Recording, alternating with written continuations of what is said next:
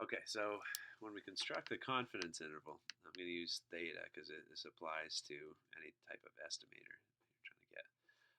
You're going to take some sort of critical value like z, or it could be t, in case it's a t distribution, like with when the population standard deviation is unknown for a sample mean. Okay?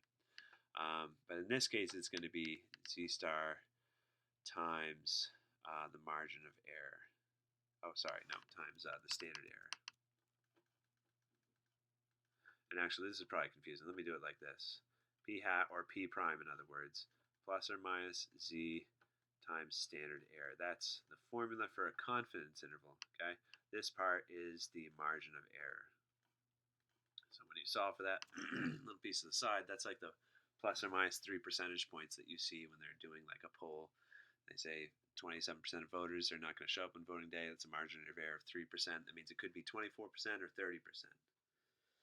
Okay, so that's just a small little thing we got to calculate here. This person surveys 400 individuals, finds out 104 use public transportation, so that means P hat is going to be 104 divided by 400.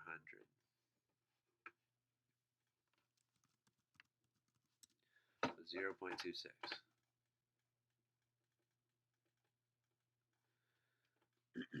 Okay, so now we have that. We can find out the standard error. Like we did in the previous video here, it's the square root of P hat times 1 minus P hat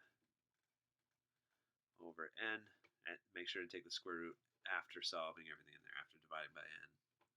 So margin of error here, sample size of 104, no, 400, I'm sorry, 400. So I put 400 in for n, take the square root of that, you get 0. A bunch of numbers.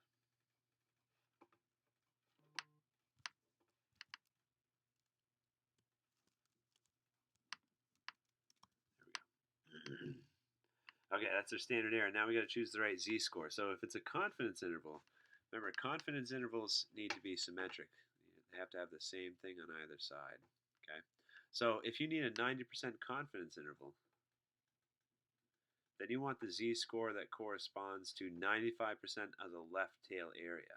Okay, so this z-score here is actually the z-score that covers all the area to the left, because that's just how tables traditionally give us a z-score. So alternatively, what you could do is you could look up a z-score confidence interval critical value calculator. With all those words, the right one should come up. What you want is a two-tailed z-score, but tables in backs of books traditionally just give us one-tailed. Okay, so instead of looking up 0.10, which corresponds to 90%, okay, you need to look up 0.05. That way you can have 95% of the area here, so you just have your 5% area for the tail back there. Okay, so z-score for this one isn't 0.10, it's z for 0.05. So now we have that. We can find the margin of error. It's our z is 1.645 times our standard error of 0.0219, all those numbers. So we got 0.03. Let's see. How many decimals? 3 decimal places.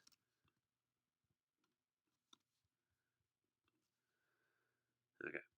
Let's see what else. What other trouble we can get into here.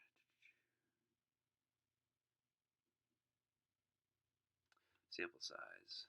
Okay, I'm pretty sure I have the formula memorized correctly, but I'm going to quickly double check here. Yeah, so this question's asking for how many people should you get in order to make these conditions work out.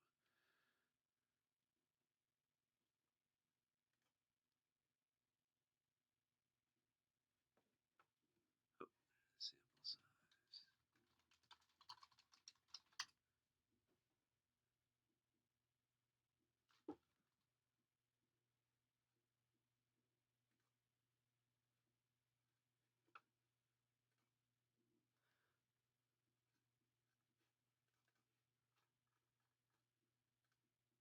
Pretty sure it's z star times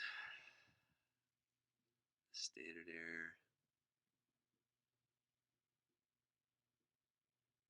Oh, I got it right here. Okay, so Yeah, so if you need the sample size with a proportion, remember this only works if you have p hat, okay?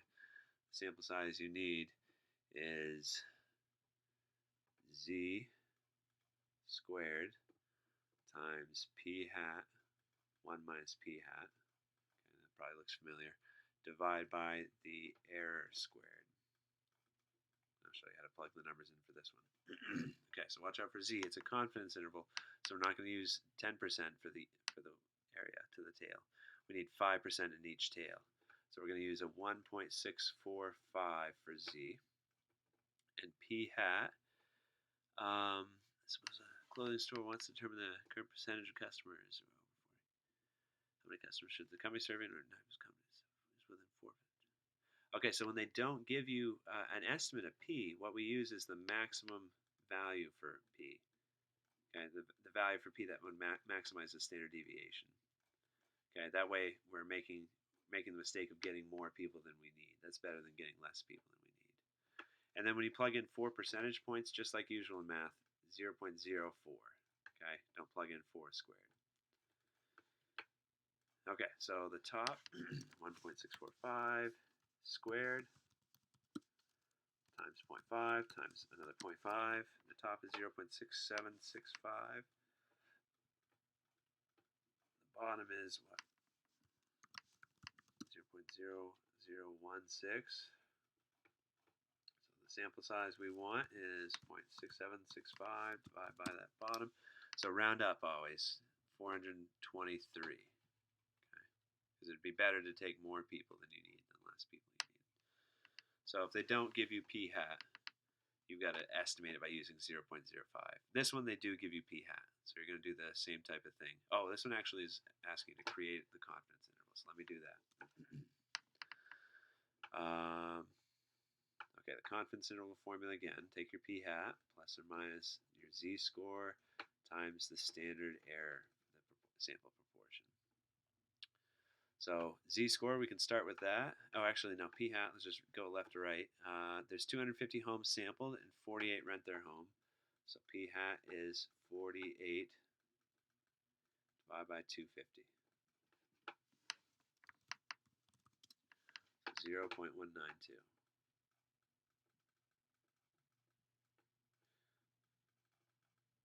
Okay, now Z, we said if you want a 90% confidence interval, they keep giving us the same one. If they said 95% though, use this one here, okay, 1.960. Because a 95% confidence interval means you should have 2.5% in each tail. But for this one, it's our old friend 1.645. And then the standard error, in case you need a refresher on that, it's the square root of p hat 1 minus p hat divided by n.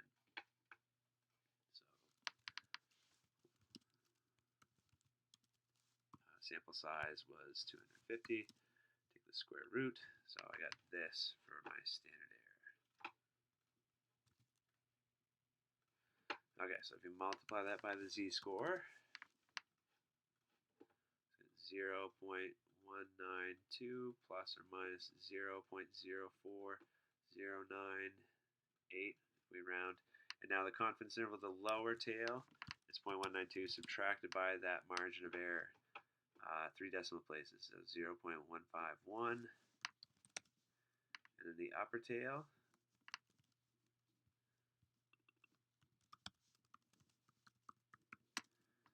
.233.